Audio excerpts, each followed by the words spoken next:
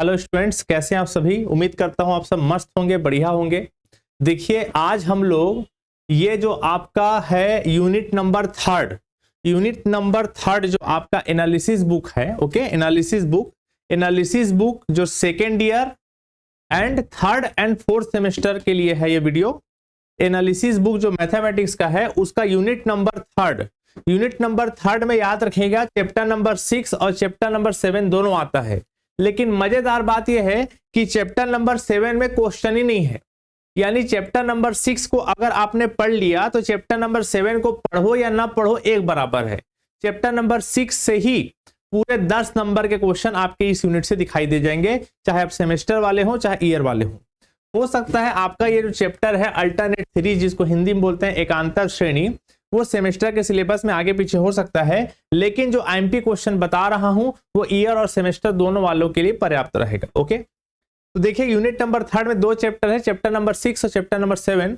तो chapter number 6 ही है, chapter number 7 नहीं के बराबर है। नहीं के बराबर है मतलब उसमें सिर्फ 2 क्वेश्चन पढ़ना है। तो चैप्टर नंबर 6 को आप ध्यान दीजिएगा। तो चैप्टर नंबर 6 में मैंने चैप्टर नंबर 6 का जो आईएमपी क्वेश्चन है वो मैं बनाया हूं। तो चैप्टर नंबर 6 में आईएमपी क्वेश्चन को एक्चुअली में मैंने 2 पार्ट में डिवाइड किया है। कितना पार्ट में? पार्ट 1 एंड पार्ट 2 में डिवाइड किया हुआ है। एक्चुअली पार्ट 1 ही है, इसको मैं पार्ट 2 लिख देता हूं, ठीक है ना। पार्ट 2 में ध्यान दीजिएगा, एक ही थ्योरम है। ये थ्योरम ऐसा थ्योरम है कि इसके आने के चांसेस 90% है, 90% है। समझ में आ गया क्या है ये थ्योरम? कि अगर कोई एब्सोल्यूट कन्वर्जेंट लेके चलोगे तो वो कन्वर्जेंट होगा, लेकिन अगर उसको उल्टा बनाओगे तो वो ट्रू होना जरूरी नहीं है। यानी कन्वर्जेंट लेके चलोगे तो एब्सोल्यूट कन्वर्जेंट हो जाए जरूरी नहीं। हिंदी में क्या है, अगर एक निरपेक्ष अभिसारी श्रेणी है तो वो पक्का अभिसारी होगा, लेकिन इसका विलोम सदैव सत्य नहीं। ये थ्योरम है, मोस्ट एमपी है। और उसके बाद पार्ट 1 में मैंने टोटल 13 क्वेश्चन छांटा हुआ है। अगर इन 13 क्वेश्चन और वो जो एक थ्योरम बताया, अगर आपने इन दोनों को पढ़ लिया मतलब आप समझो कि यूनिट नंबर 3 से फुर्सत हो जाओगे। सेमेस्टर सिलेबस में आगे पीछे यूनिट हो सकता है, देख लीजिएगा। ओके, तो ये क्वेश्चन है। मैं स्क्रीन से थोड़ा हट जाता हूं। अब आप इसको नोट डाउन करना चाहें तो जूम करके नोट डाउन कर लीजिएगा। ओके, ये सारे क्वेश्चंस हैं।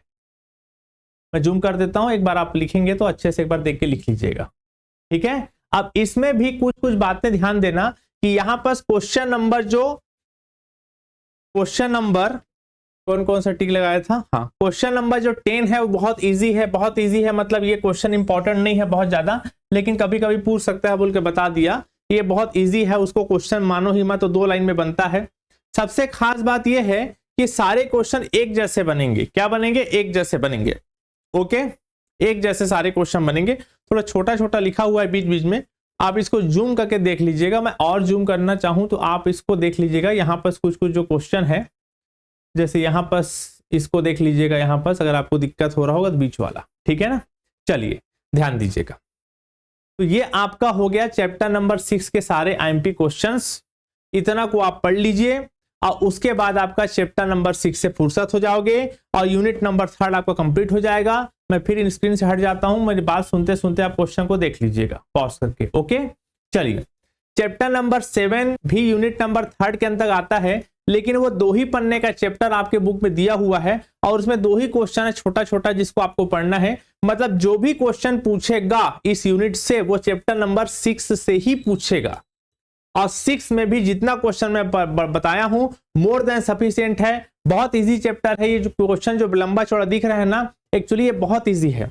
बहुत इजी इसलिए भी है कि एक्चुअली इस चैप्टर को पढ़ने से पहले अगर आप चैप्टर नंबर 5 को पढ़ लिए हो तो चैप्टर नंबर 5 पढ़ने के बाद अगर आप इस चैप्टर नंबर 6 को पढ़ोगे तो बहुत ज्यादा इजी पड़ेगा। चैप्टर नंबर 5 मतलब बुक के हिसाब से, उम्मीद करता हूं सब बुक रखे होंगे। बिना बुक के तो मैथ्स को मत पढ़ा करो, या अगर आप परीक्षा बोध, परीक्षा सार या कोई भी कुंजी इस्तेमाल कर रहे हो क्वेश्चन को मैच कर लीजिएगा, ठीक है। तो धन्यवाद। क्वेश्चन नंबर 6 में, चैप्टर नंबर 6 में इतना क्वेश्चन पढ़िए, सफिशिएंट है। ये चैप्टर को पढ़ ही लीजिएगा क्योंकि आपका ये जो बुक है इस पूरे बुक में यही यूनिट है, यूनिट नंबर 3, जिसमें एक ही चैप्टर से पूरे क्वेश्चंस आ जाएंगे। इस बात की पूरी गारंटी है। उसमें भी जितना क्वेश्चन मैं बताया हूं मोर देन सफिशिएंट है और सारे क्वेश्चन एक जैसे बनते हैं। मतलब ऐसा इसमें कोई क्वेश्चन ही नहीं है जो एक पेज के अलावा दूसरे पेज चले जाए बनाते। अगर आप बनाना स्टार्ट करोगे तो एक पेज में ही खत्म हो जाना है, बस इस थ्योरम को छोड़कर ये।